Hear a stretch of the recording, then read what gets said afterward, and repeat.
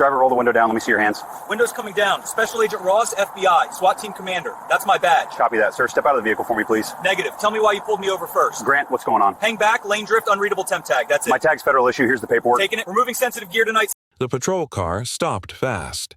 Red and blue lights washed across the dark highway. Officer Grant stepped out with slow steps and one hand on his duty belt. The sedan he stopped rolled to a smooth halt on the shoulder. Its windows stayed tinted. No movement inside. Grant gave a clear command, but the driver did not answer. Silence filled the night. His instincts warned him that the stop felt off. The plate came back clean, yet something about the car made every step feel heavier. Grant approached with caution. The driver lowered the window an inch and slid a badge against the glass. Not a state badge. Federal. The voice sounded calm and cold. He identified himself as the leader of an FBI SWAT unit. Grant froze. The driver stared through the dark glass. He asked Grant why he initiated the stop. The scene shifted in an instant. Backup arrived late. Body cameras captured every second. The truth of that stop changed Grant's night and sparked a response no one on that highway expected. The night. Patrol started with steady radio calls and long stretches of empty road. Officer Grant drove along the highway with his windows cracked open. Cool air moved through the cruiser. His shift reached the 7th hour. Fatigue pressed on his back and legs, but his mind stayed sharp. The department expected firm judgment on late-night stops. Grant respected that. He watched each passing vehicle with trained eyes. Most drivers moved at legal speed. A few pushed the limit, then slowed when they saw the cruiser. Grant passed exits, gas stations, and truck pull-offs. The highway lights flickered against the pavement. Traffic stayed light until a dark sedan pulled from an on-ramp and merged ahead. The car matched speed with Grant's cruiser, then accelerated past him. Grant watched the lane change. No signal. The car drifted toward the center line. Grant flipped a switch and activated the dash camera. He ran the plate through the system. The return said the tag connected to a rental agency. No warrants, no alerts. Still, the driving pattern looked strange. The car slowed again, then sped up without reason. Grant activated the lights. The sedan hesitated before pulling to the shoulder. The front tires stopped against loose gravel. Grant called the stop into dispatch. Backup units stayed miles away. His hand moved to his radio. He noted the vehicle type, plate, and location. No threats mentioned, but his instincts stayed tight. He stepped out, adjusted his vest, and approached along the passenger side. The windows stayed dark. No body movement inside. He used his flashlight and tapped the door frame. No answer. He gave a clear command for the driver to lower the window. Still silent. Grant stepped forward to the driver's side. He kept his hand close to his holster. The window dropped 1 inch, a badge pressed against the glass. Not a local badge, a federal one. The driver remained hidden behind tinted glass. A steady voice spoke. He said he served as the leader of an FBI SWAT team. His tone held authority but no anger. He asked Grant to explain the traffic stop. Grant gave the legal reason. Lane drift, lack of signal, road safety concerns. The driver lowered the window further. A man in a black shirt stared forward. Short hair, strong frame, calm eyes. He said his name and rank. Grant recognized the name from interagency briefings. This man commanded a team used in high-risk raids. Grant stood still. He asked for identification to confirm. The driver reached toward his vest with slow movement and passed his credentials through the window. Grant checked the ID. It matched the badge. Grant returned the ID and relaxed his stance but stayed alert. The stop still required procedure. He explained the unsafe driving. The SWAT leader listened without argument. He said he finished a long surveillance operation and headed to a secure facility near the next county line. He insisted he remained clear-headed. Grant smelled fatigue more than danger. The SWAT leader's eyes showed strain. His shoulders sagged from long hours. Still, Grant had a duty to check impairment. The law did not change for rank or title. Grant requested a brief assessment. The leader gave a slow nod. He stepped out of the sedan and stood on solid ground. He showed steady balance. No slurred speech, no alcohol odor. His movements stayed controlled. Grant ended the stop with a warning for lane drift. The SWAT leader thanked him for professionalism. He stepped back into his sedan and closed the door. Grant walked toward his patrol car. The night seemed ready to fade into routine again. Then the radio lit up. Dispatch announced a pursuit request from county units ahead of Grant's location. A stolen pickup ran from deputies and moved south on the same highway. The pursuit approached fast. Grant jumped into his cruiser and turned on his lights. The sedan, driven by the SWAT leader, pulled back onto the road and kept distance from the patrol car. Grant accelerated toward the call. The radio described the suspect as armed. The pickup swerved across lanes and forced cars onto the shoulder. One deputy lost visual contact after a sharp turn. Grant positioned his cruiser behind the next on-ramp. He waited for headlights. The stolen truck blasted around the curve and past the patrol position. Grant hit the siren and followed. The truck moved reckless and unstable. The driver threw a bag from the window. Something metal clattered across the asphalt. Grant radioed the drop location and stayed focused on the pursuit. The stolen truck drifted into the grass, cut across gravel, and swerved back onto pavement. Grant kept distance while planning a safe stop. Ahead, flashing lights appeared from a county unit setting tire spikes. The truck veered off and sped toward the exit ramp. Grant followed. The chase moved onto a side road lined with fields and storage barns. The SWAT leader's sedan appeared behind Grant's cruiser. He stayed a few car lengths back, not interfering, not slowing. Grant knew federal officers had jurisdiction in serious felonies, but procedure stayed clear. The lead unit controlled engagement until tactical support arrived. Still, seeing that sedan in the mirror gave Grant a strange sense of backup. The stolen truck cut a corner and traveled straight toward a closed gate near a farming supply yard. The driver slammed the brakes and tried to reverse. Grant parked sideways to block the exit. The suspect threw the driver door open and ran toward a pile of shipping crates. Grant exited with his weapon drawn and approached cover. The suspect reached into his pockets. Grant yelled commands. The suspect ignored him and kept moving. A shape dropped from his jacket. Not a phone. Not a wallet. A small revolver hit the dirt. The suspect froze and raised his hands. Grant kept his weapon steady. He ordered the suspect to the ground. The man obeyed and lay flat. Grant moved closer, cuffed him, and searched his pockets. Cash, a cheap burner phone, and a pocket knife. The SWAT leader exited his sedan and approached, hands open, no threat. Grant secured the revolver and placed it in an evidence bag. Backup units arrived and took custody of the suspect. Deputies gathered the thrown bag from the highway and found a car jack, spare plates, and drug packaging. The pursuit ended without injury. Grant walked toward the SWAT leader and thanked him for staying clear of the engagement. The leader nodded and said, Grant maintained control with solid judgment. The SWAT leader prepared to leave, but his radio buzzed. His expression turned sharp. He told Grant a kidnapping suspect tracked by federal agents moved into the same region. A child reported missing earlier that night. The suspect drove a van with no rear windows, headed east through farm roads and industrial zones. Federal teams searched for the van, but the trail went cold. Grant watched the SWAT leader listen to updates through his earpiece. The leader pointed toward the next county road. The suspect vanished along a stretch of abandoned lots and storage units where cameras failed. Local patrols knew the area. Dirt roads, boarded buildings, rusted fences. No homes, no witnesses, only dark space where a child could disappear. Grant informed dispatch and requested a search grid. The SWAT leader received clearance to join. Their vehicles rolled side by side toward the industrial strip. The night sky stayed moonless. Streetlights flickered across cracked pavement. Old trailers sat with locked steel doors. Large warehouses blocked visibility.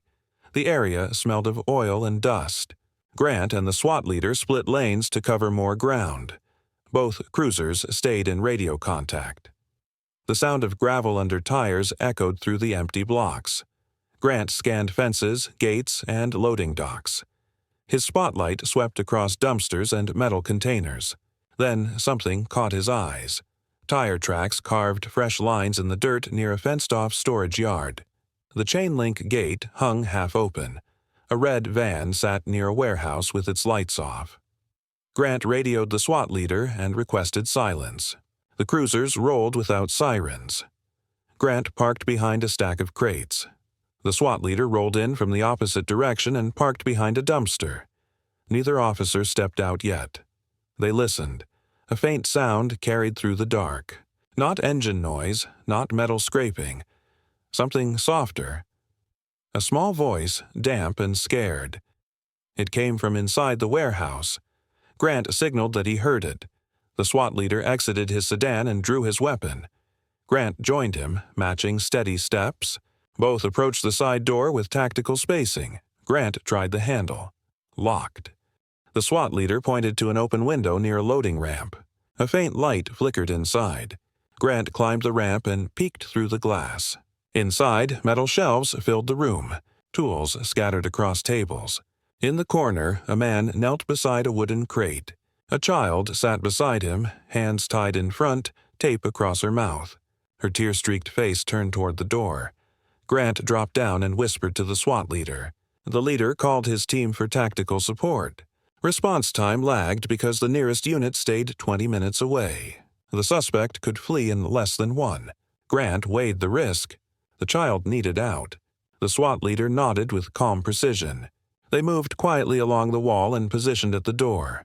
The SWAT leader produced a slim pry bar from a pouch on his belt. Grant took a defensive angle with his weapon aimed low but ready. The bar slid between the door and frame. The lock popped. The door creaked open. Grant stepped inside first and covered the left angle. The SWAT leader moved right. The man near the crate spun around with a knife. Grant issued a direct command. The man ignored it and charged. The SWAT leader tackled him before he closed the distance. The knife slid across the floor. Grant cuffed him while the leader pinned his arms. The suspect yelled and kicked. Grant tightened the restraints and pulled him to his feet. They checked the child next. She shook and sobbed. Grant cut the tape from her mouth and wrists. She collapsed into his arms, trembling but safe. Backup units arrived and secured the warehouse. Paramedics checked the child and carried her to an ambulance. The SWAT leader confirmed her name and relayed it to dispatch. A missing child alert matched her description. The suspect matched the kidnap report from another state. The case connected across agencies in real time. With the danger cleared, Grant stepped outside the warehouse. The SWAT leader joined him. They stood under a flickering light, breathing hard but steady. Both faced the same thought. A roadside traffic stop brought them into a case they never planned to share. Grant thanked the leader for fast action. The SWAT leader said the same about the warehouse breach. A few minutes later, the SWAT tactical unit arrived. Their gear looked heavy and sharp under the lights. The team leader spoke with Grant and asked for a full recount. Grant gave every detail. No embellishment, no shortcuts. The team leader shook his hand with respect. The SWAT leader returned to his sedan, but paused before getting in. He told Grant that judgment mattered more than rank. He told him to never apologize for enforcing the law with equal force on every driver. Grant nodded without ceremony. Dispatch radioed again. Detectives planned to interview the suspect through the night. Child protection officers contacted the family. Grant watched the ambulance leave with the child inside. Relief settled in his chest, though his face stayed still. Grant returned to his cruiser and leaned against the door. The night looked long and silent again. The SWAT leader drove off toward his facility. Grant removed his hat and wiped sweat from his forehead. He called dispatch to report clear status, then drove slowly toward the highway to complete his shift. Every mile felt heavier than the one before, but he knew one thing without doubt, that highway stop did not strike the wrong car. It struck the right one. Timing placed him in the path of the man who helped save a life. The clock crept toward dawn. Grant headed back to the station, unaware that this story only started. Cameras, reporters, federal lawyers, and internal reviews waited. The footage from that night would spread far beyond the dashboard screen. The sun rose over the station with a dull orange glow. Officer Grant parked in the rear lot, stepped out of his cruiser, and stretched his legs. His shift ended, but paperwork waited inside. The warehouse rescue required full documentation. Every moment needed clear detail. Grant walked through the heavy glass doors and entered the report room. A dispatcher waved and pointed toward his desk. Grant sat down, logged into the system, and began typing. He listed the location, time, plate checks, vehicle behavior, the traffic stop, the pursuit, the arrest, and the rescue. He added statements from deputies who arrived later. He added evidence tags for the gun and abandoned bag. He entered the child's name after confirmation from detectives. His report grew longer by the minute. A sergeant approached and read over Grant's shoulder. He tapped the desk and nodded. He asked if Grant rested after the warehouse raid. Grant said he felt fine. The sergeant handed him a sealed envelope. The federal liaison sent a written thanks. Grant placed the envelope beside the keyboard and kept typing. Inside the station, news traveled fast. Officers whispered about the rescue. Some watched Bodycam clips on the internal server. Grant did not join them. He preferred the report to speak for itself.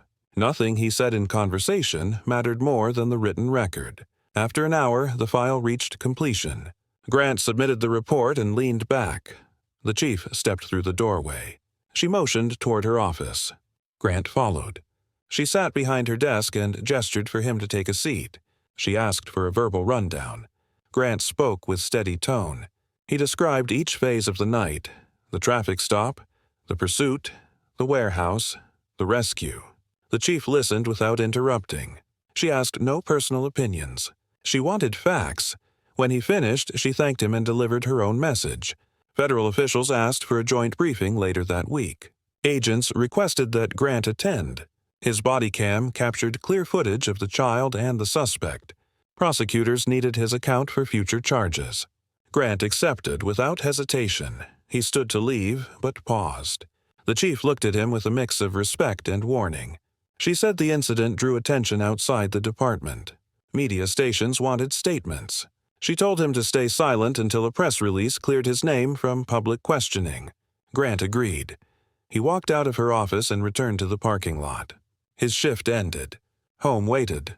Sleep pulled at him, but his mind stayed alert. Adrenaline from the night had not faded. He drove home through empty streets. His neighborhood looked quiet. Sprinklers sprayed lawns. Newspaper bags sat on porches. The world kept moving as if nothing happened. Inside, Grant dropped his gear on the table, poured a glass of water, and sat on the couch.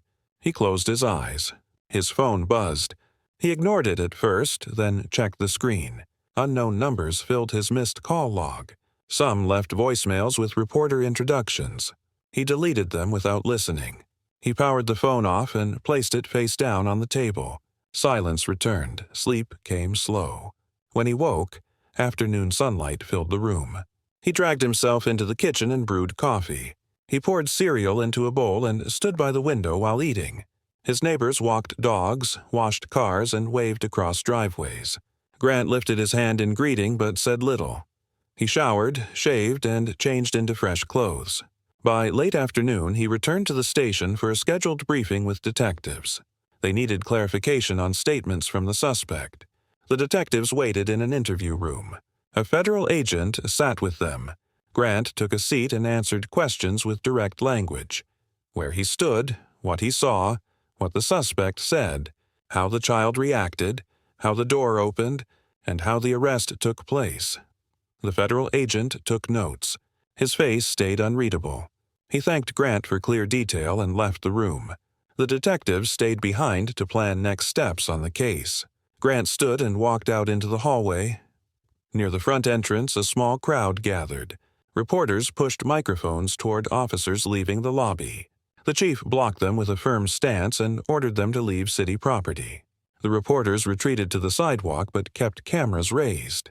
Grant walked a different direction and exited through a side door. He headed home again and kept his head down. Later that night, Grant cooked a simple dinner and sat at his table. His phone remained off. He turned on the television for noise. News stations replayed edited Bodycam footage. They blurred the child's face. They highlighted the moment the suspect dropped the knife. They ran commentary about police procedure. They celebrated a rescue without knowing the full story. Clips spread across screens without his voice. Grant turned the television off and sat in the dark. He thought about the night before, the chase, the warehouse, the child, the SWAT leader. Every step stayed clear in his mind. He never forgot rescues. His memory held every sound, every breath, every footstep. Some officers forgot their worst scenes. Grant remembered all of them. Hours passed. Sleep returned.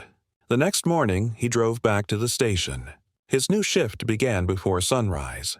He expected a normal day, patrol, traffic stops, minor calls. When he stepped inside, he saw 3 federal vehicles parked outside. Agents waited in the lobby. Grant nodded at the desk sergeant and entered. Inside the conference room, a federal supervisor shook his hand. He said the suspect confessed. He said the child's parents confirmed identity. He said cross-state warrants moved forward. He handed Grant a printed letter of appreciation. Grant read it and thanked the supervisor. The supervisor said something else too. The SWAT leader requested Grant's presence at a federal training facility in 3 days. A demonstration would take place and Grant's footage would be shown as part of a scenario briefing. Grant agreed. Back on patrol, Grant drove a fresh cruiser along the highway. The weather cleared. Traffic moved at steady flow. He watched each vehicle with calm eyes. He stopped a driver with expired registration. He issued a lawful citation. The driver accepted the ticket without complaint. Grant returned to the cruiser and continued. For the next few hours, everything looked slow and quiet. No pursuits, no calls, no emergencies. The stillness relieved his nerves. His breath settled. His pulse slowed, then dispatch updated the daily bulletin. A black SUV linked to an armed robbery passed through county lines. The description matched a stolen rental driven by 2 men. The bulletin warned officers to approach with full caution.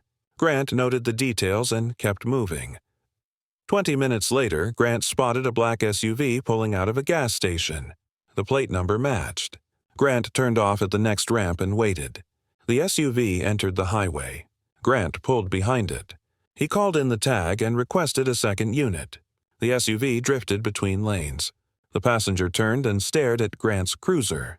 The driver pressed the gas. The chase started fast. The SUV pushed into heavy traffic. Drivers swerved out of the way. Grant stayed back to avoid a crash. The second unit caught up and blocked an exit. The SUV turned sharply across grass and bounced over a drainage ditch. The chassis scraped pavement. Sparks shot under the bumper. Grant accelerated and kept distance. The radio crackled with tactical orders. The SUV approached a construction zone. Concrete barriers lined the road. Workers scrambled away as the SUV rushed forward. Grant slowed and let the SUV pass through open space between equipment trucks. The stolen vehicle smashed through a barrier and entered a dirt access road. Grant followed. The cruiser bounced over loose gravel. Dust filled the air. The SUV braked hard and skidded sideways. The passenger door flew open. A man jumped out and ran toward scrub brush. Grant hit the brakes, exited, and chased on foot. His legs pumped hard. The suspect fell after tripping on tangled weeds. Grant tackled him and applied cuffs. The driver fled in the SUV.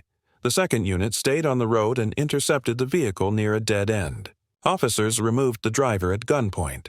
The suspects went into custody. Grant walked back toward the cruiser with dirt on his uniform and sweat on his neck. He turned the suspects over to detectives and wrote short reports at the scene. Paramedics checked minor injuries. Nobody hurt. The construction workers returned to machines. The road reopened. Grant sat in his cruiser, breathing slow, letting his heartbeat settle. The SWAT leader's words returned to him. Judgment mattered more than rank. Grant did not know what waited in the next call, but he knew how to meet it. Hours later, his shift ended. He parked at the station, cleaned his gear, and wrote full reports. The dispatch center buzzed, phones rang, officers walked back and forth, and paperwork piled. Through it all, Grant stayed focused.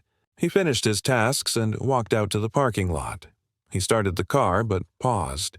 His phone vibrated in the console. He turned it on and watched messages load. Friends from other departments wrote supportive texts. His sister asked if he needed help blocking media calls. His mother sent a short message with no drama, only pride. Grant smiled at the phone for the first time all week. He replied to his mother and sister. He ignored everyone else. He turned the phone off again and drove home. Rain drizzled across his windshield. Streetlights reflected on wet pavement. He parked under a large oak tree and stepped out. Inside, he dropped onto the couch with heavy limbs. He tried to sleep, but something knocked at his door. He stood, walked over, and checked through the peephole. A man in a plain suit stood outside. Not a reporter, not a neighbor. Federal badge on his belt. Grant opened the door a few inches. The agent introduced himself and handed Grant an official notice. The upcoming joint briefing moved to the federal facility at dawn. Transportation would arrive early. Grant accepted the notice and closed the door. The meeting loomed, and he knew this story held more consequences than any report in his career. He ate a small dinner and sat in the dark. His mind traced every detail from the warehouse rescue. The child's face stayed clear in his memory. The knife glinted under the warehouse light. The SWAT leader tackled fast. Grant's cuffs locked. The child walked out alive. He breathed slow, closed his eyes, and let the night settle. The federal facility sat beyond the city limits. High fences, guard towers, steel gates, and long driveways kept the public out. A black SUV waited outside Grant's home before sunrise. 2 agents nodded as he stepped outside. He rode in the back seat with his hands folded.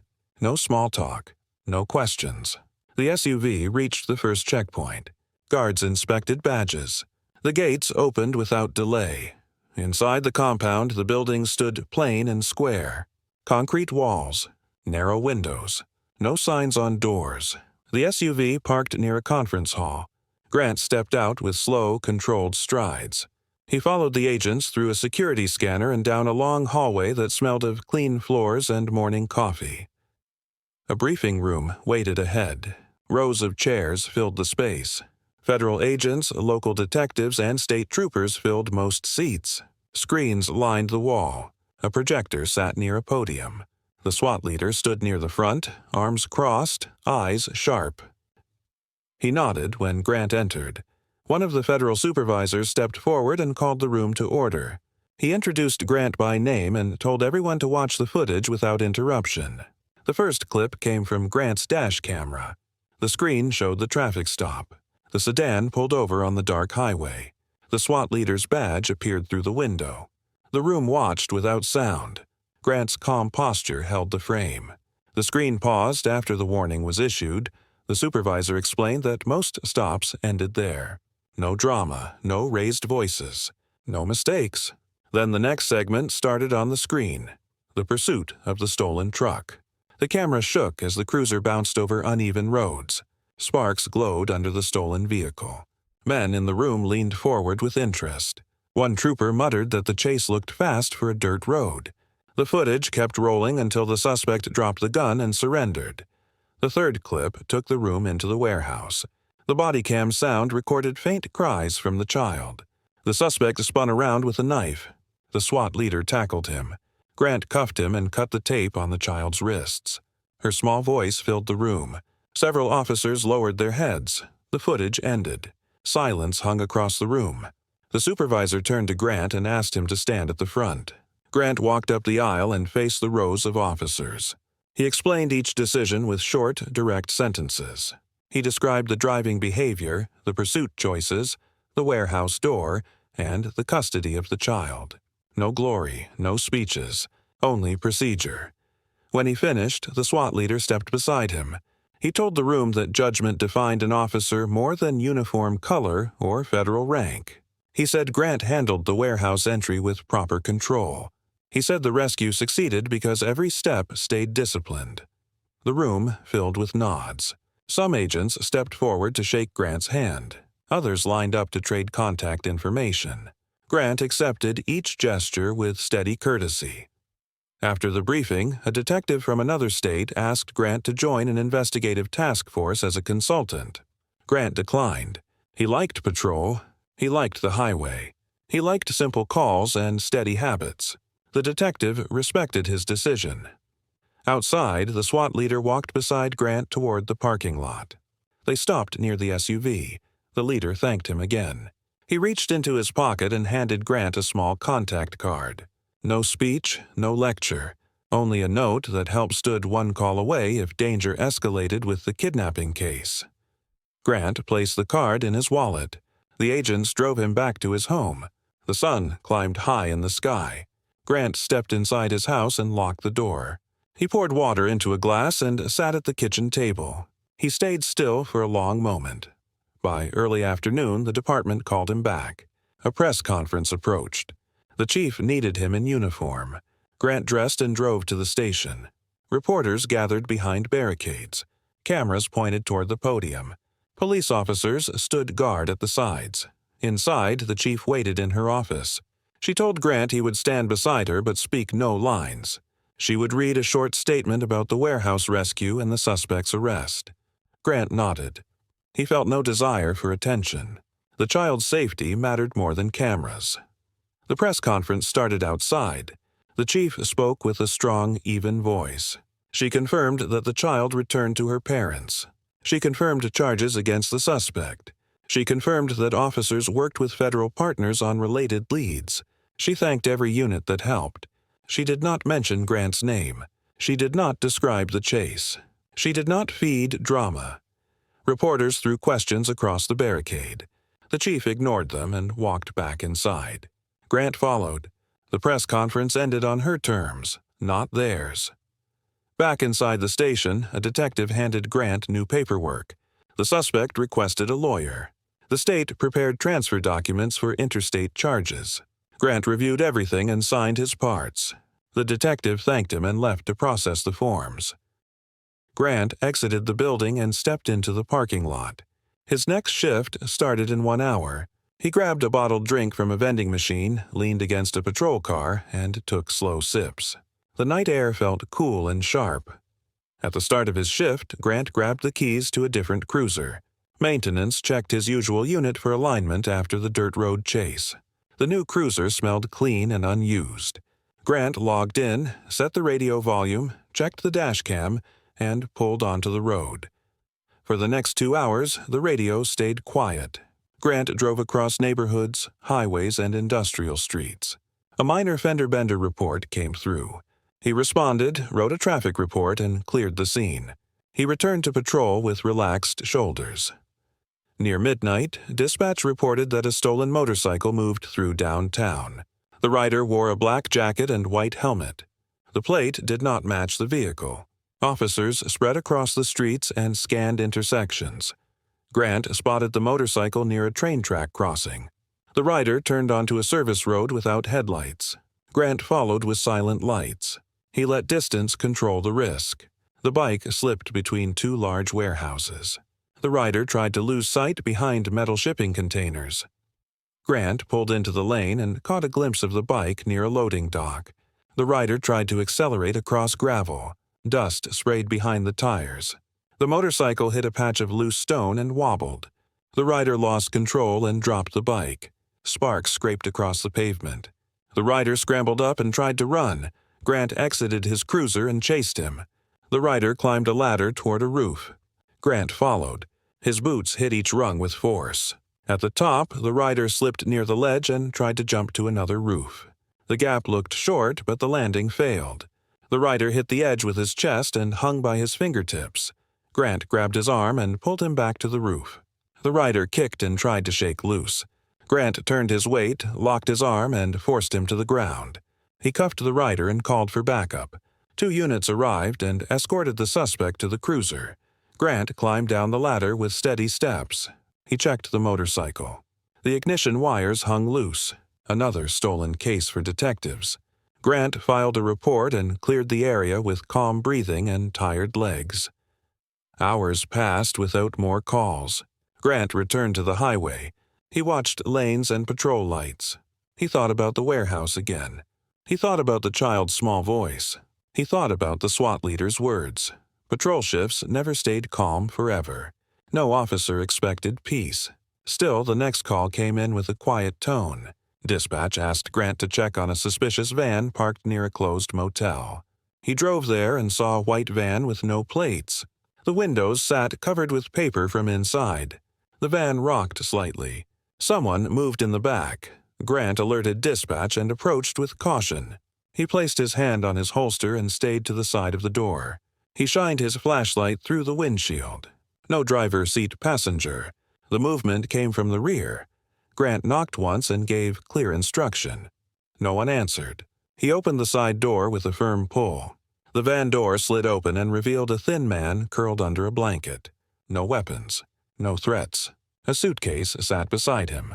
The man whispered that he lost his room key and waited for the son before asking the motel manager for help. Grant checked the man's ID. No warrants. No danger. He wrote a note for the motel owner and told the man to speak with management when daylight returned. The man thanked him and lay back down.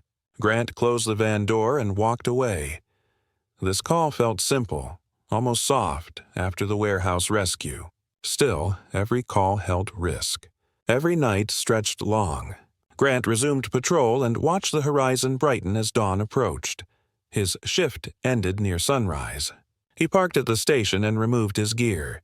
The locker room smelled of sweat and disinfectant.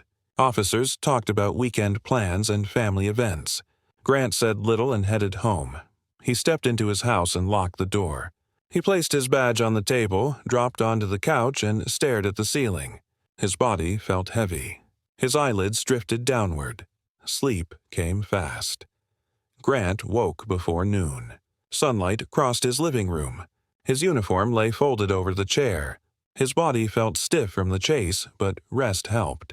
He showered, dressed, and stepped outside. The street looked quiet. Birds crossed power lines. A delivery driver placed packages on porches. Grant headed to his car and drove to the station. Inside, officers moved with brisk steps. Phones rang. Radios echoed across the hallway. The chief waved Grant into her office. She handed him a printed directive. Federal investigators requested a second interview with the suspect from the warehouse. The detectives wanted Grant present. Grant nodded, grabbed a recorder, and followed them down the hallway. The interview room felt cold. The suspect sat with his lawyer. His wrists stayed cuffed to a steel bar fixed to the table. He refused to speak for most of the session. He kept his eyes low. The detective repeated clear questions. Grant watched from the corner. The man finally muttered that he acted alone. He refused to explain motive. The lawyer ended the session. The detective closed his notebook and stood. Grant left with the team. They walked down the hallway toward evidence storage. Boxes filled a metal rack. Bags sat labeled and tagged. The officer in charge reviewed the revolver, the knife, the tape, the car jack, and the burner phone. Grant signed chain of custody forms and headed back to the lobby. A woman waited near the front desk. Her eyes looked tired. Her hands shook a little. She introduced herself as the child's mother. She said her daughter slept safe at home. Grant listened. The woman thanked him with a quiet voice. She pressed a small note into his hand. He gave her a respectful nod and said he felt glad her daughter returned home. The woman left with her husband. Grant folded the note and placed it in his pocket. Outside, reporters waited by the barricade. They shouted his name. He kept walking. The officers guarding the entrance blocked the cameras. Grant reached his car and drove away from the station. He turned onto the highway and let distance flatten the noise of the day. His shift started later that night. He planned a short rest, but his phone rang with a number from the federal facility. Grant answered. The SWAT leader asked him to meet at a training site near a closed factory. He did not explain the reason. He only said it related to the kidnapping case. Grant agreed. Grant reached the site after sundown. Floodlights lit the cracked parking lot. 3 black SUVs lined the walkway. Federal agents gathered near a side entrance. The SWAT leader nodded at Grant and pointed toward a staging area. Inside the factory, cardboard walls formed a training course. Metal doors stood half open. Flashlights flicked across the rooms. The SWAT leader explained that agents planned a series of entries to test response times in tight spaces. Grant would observe. He would note angles, door positions, and blind spots from the warehouse. The team ran drills without gunfire. They held air-powered marker weapons. Agents moved in pairs through narrow halls. They secured corners, checked windows, and shouted clear calls. Grant watched from a raised platform with 2 instructors. The drills repeated through the night. Hours passed. The agents grew sharper. The SWAT leader asked Grant to present his own view. Grant stepped to the front and pointed out a blind zone behind a tool cabinet. He explained that the warehouse door opened with a metal frame that swung inward, creating a small space where a suspect might hide. The SWAT leader listened and adjusted the drill. The team ran it again with new angles. They cleared the blind zone clean. The training session ended close to dawn. The SWAT leader thanked Grant for solid input. He told him the kidnapping case now crossed state lines with new charges. The suspect faced trial in federal court. The child stayed with family and medical professionals cleared her condition. Grant nodded. He felt relief again. Grant walked outside. The sky turned pale. Federal agents loaded gear into SUVs. The SWAT leader pulled Grant aside. He handed him a small patch with the team's emblem. Not a medal, not a ceremony, only a sign of respect from one operator to another. Grant accepted it and placed it in his pocket. The leader walked back to his team. Engines started and the SUVs rolled away. Grant stood alone in the empty lot for a moment. Dawn spread across old factory walls. He headed to his cruiser and drove toward the station. Morning briefing waited. He still had a full shift ahead. At the station, the chief asked him to join a highway saturation patrol. Stolen vehicles increased in neighboring counties. Grant signed assignment forms, grabbed a fresh magazine for his duty belt, and rolled out. Traffic thickened as commuters reached the city. Trucks filled delivery ramps. School buses carried students. Grant watched for reckless drivers. He issued citations where needed. Each stop ended safe.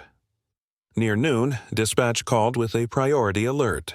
A white SUV failed to stop for county deputies on a rural road. It moved toward Grant's region at high speed. He positioned himself near an interchange and waited. The SUV appeared in the distance, swerving through lanes. Grant flipped his lights and followed at controlled pace. Another cruiser joined beside him. The SUV turned off the highway and slid into a stretch of dirt road behind a farm. The driver pushed through a fence and continued across a plowed field. Dust clouds rose in thick bursts. Grant stayed behind, avoiding ruts in the soil. The SUV bounced and skidded. The driver lost control at a ditch, hit a mound of earth, and flipped to one side. The doors flew open. 2 men crawled out and tried to run. Grant sprinted after the first suspect. The man stumbled across shallow mud. Grant tackled him and placed him in cuffs. The second suspect dropped flat and tried to hide behind farm equipment. Another officer captured him without a fight. Deputies secured the scene. Grant wrote statements, tagged evidence, and turned the suspects over to transport units. His shift carried on with smaller calls. A noise complaint. A stalled truck. A lost dog near a drainage ditch. Grant checked each situation until resolution. Hours moved slow. His body felt heavy. His eyes burned from lack of rest. Near sunset, Grant parked behind a gas station and filled out reports. He gazed across the parking lot and saw a familiar face. The SWAT leader stood near a vending machine with a federal agent beside him. They had no vehicles with lights, no weapons displayed. They looked off duty. The SWAT leader spotted Grant and walked over.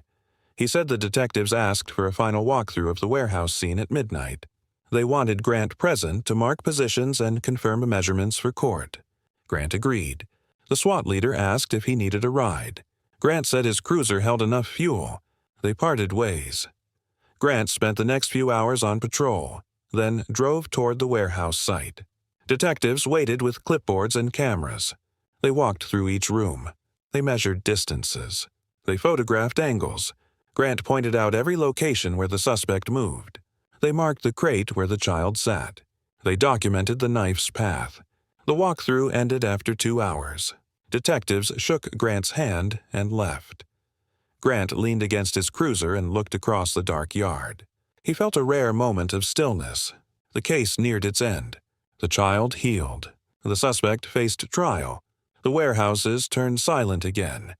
He drove back to the station near dawn. He logged off his shift and placed his badge in his locker. He changed clothes and stepped outside into the cold morning air. His phone buzzed in his pocket. He turned it over and saw a text from his sister. She wrote that a national news network aired a story praising the rescue. She said his department handled the pressure with integrity. Grant powered the phone off. Praise held no value next to the truth of that warehouse floor. He walked toward his car and paused. A small patrol unit pulled into the lot. A young rookie officer stepped out and waved. He asked Grant how long he worked the highway. Grant said several years. The rookie asked for advice. Grant kept his answer short. He said the badge held no meaning if the officer forgot why the law existed.